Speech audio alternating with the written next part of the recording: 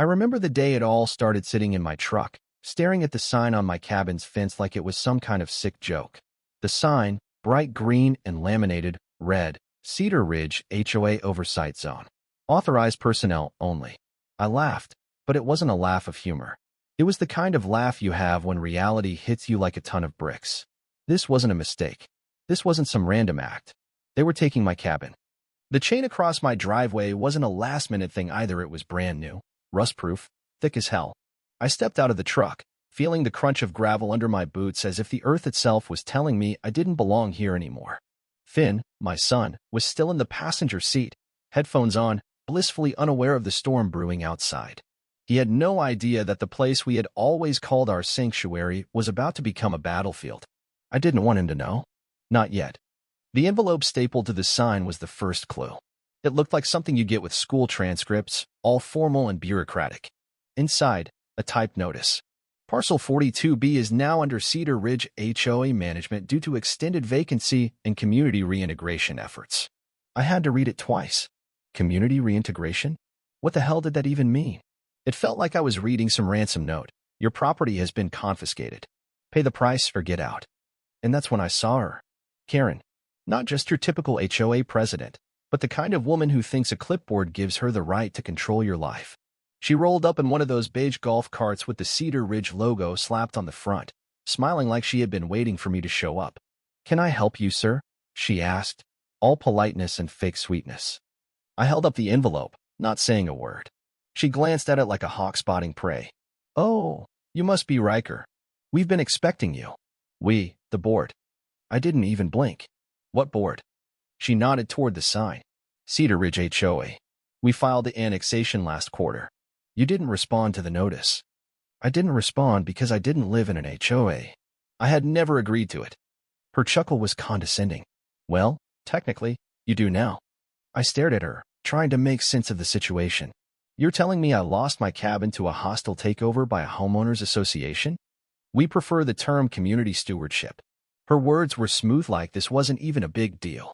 That's when Finn got out of the truck, stretching and yawning like everything was normal. Dad, is that new? He asked, pointing at the sign. Karen tilted her head and looked at him like he was the problem now. Your son shouldn't be on site during a compliance assessment, she said, as if she had any right to tell me what my kid could or couldn't do. I was done playing nice. Lady, I snapped, this is my land. She raised an eyebrow, and before I could say anything else, some guy in cargo pants and a polo shirt stepped out from the trees. He was holding a clipboard, looking like he was about to tell me I'd violat some made-up rule. This property's off-limits pending reassignment, he said, like I was supposed to care. I turned back to Karen, my voice flat. What exactly do you think is going to happen here? She smiled. Nothing dramatic, unless you make it that way. Her phone was already out, dialing. He's trespassing, she said calmly. And he's becoming hostile. I couldn't help it. I laughed. It was one of those laughs that bubbled up in disbelief, like I was hearing something out of a bad sitcom.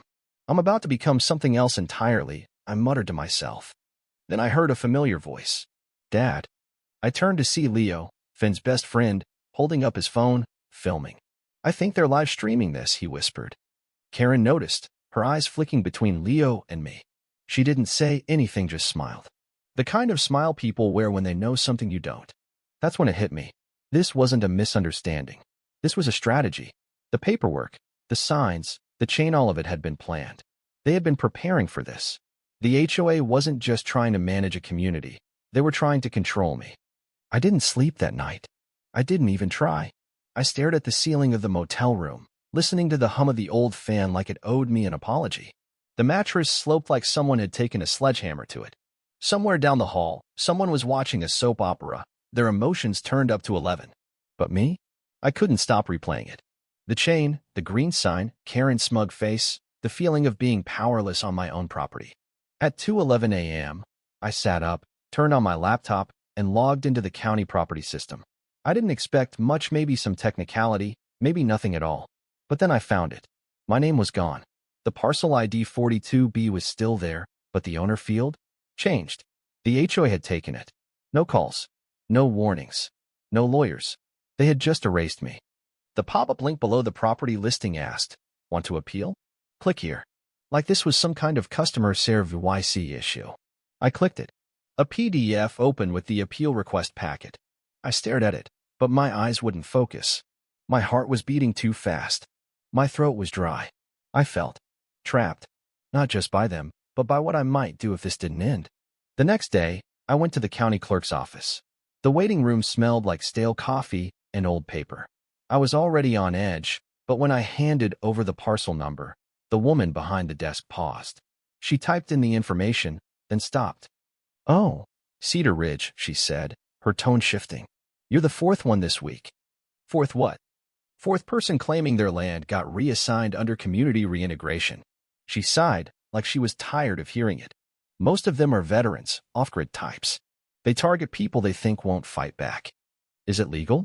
I asked. "Legal adjacent," she said.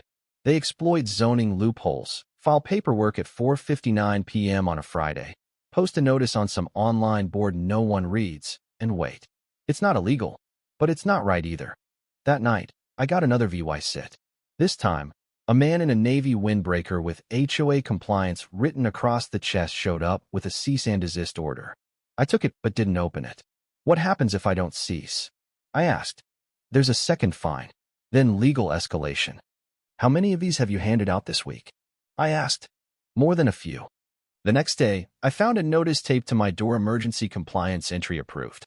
They were claiming my cabin was a fire hazard because of 2 paint cans I'd left outside months ago. They were using any excuse they could find to take control.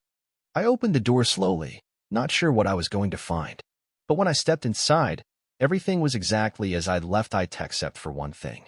A motion-activated camera was mounted to my bookshelf. They had been watching me. They had been recording me. And that's when Karen showed up, in the rain, with a clipboard in hand, acting like she was the one in charge. "You're making this harder than it needs to be," she said, smiling like she was getting away with something. "You broke into my cabin," I said. "You falsified documents. You installed surveillance in my home. And you think this is legal compliance?" She smiled like she had all the answers. "Mr. Riker, emotional outbursts won't help your case." That's when I knew. She wasn't just after my property. She was after me. To break me. To make me disappear. But I wasn't going to let her. At the next HOA meeting, I didn't ask for permission to speak. I just stood up, looked Karen in the eye, and moved for a vote of no confidence in the HOA president. The room went silent. Karen froze. Her power was slipping. I had the evidence proof of illegal surveillance, fabricated violations, and a history of abuse. The vote was unanimous. Karen's reign was over. But Karen wasn't done. She filed a lawsuit against me, trying to get my cabin legally reassigned back to the HOA. But I wasn't about to back down. I fought back with everything I had. And when it was all said and done, I won. The judge ruled in my favor, and Karen was removed from her position as president. The next morning, I found a flyer stapled to a telephone pole. My face, cropped and blurry, with a caption that read, "Aggressive Biha VY, or has no place here." I laughed not because it was funny, but because Karen had underestimated me. She thought I would back down. She thought I would give up. But I had the receipts. And she was about to learn that you can't erase someone who has nothing left to lose. And here's the kicker, Karen. She's gone now. Last I heard, she was selling solar panels door to door in a county 3 states over. Funny how karma works. Me? I'm still here, still in my cabin. And every time I see that framed notice on my wall, I'm reminded of one thing. I don't back down. Not anymore. So, what do you think? Was I justified in taking on the HOA?